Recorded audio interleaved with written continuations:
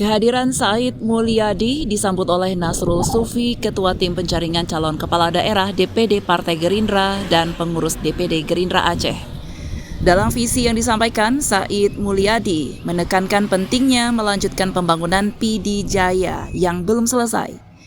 Dirinya menegaskan bahwa program infrastruktur yang terhenti harus dilanjutkan kembali, mengingat PD Jaya pernah dilanda gempa pada tahun 2016 yang menyebabkan kerusakan signifikan.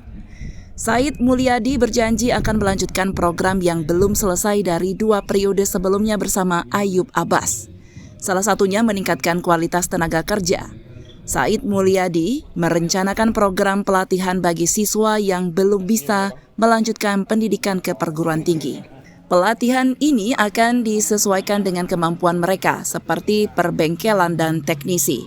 Fokus lainnya adalah pada sektor ketenaga kerjaan, terutama dalam bidang migas. Pemberdayaan para kombatan juga menjadi perhatian untuk meningkatkan perekonomian mereka melalui berbagai program pelatihan dan dukungan.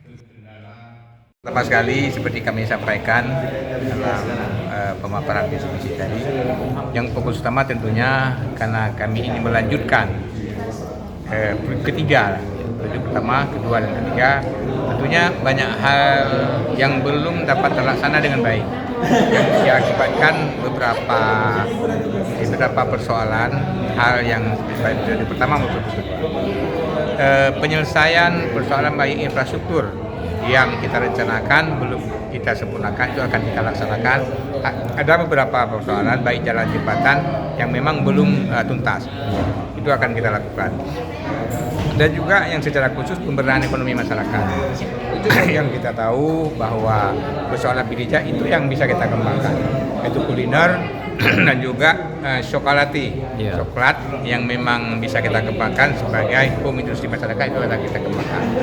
Dan juga persoalan yang lain seperti kita hanya bisa menyiapkan tenaga kerja, kita tidak bisa membuka lapangan kerja.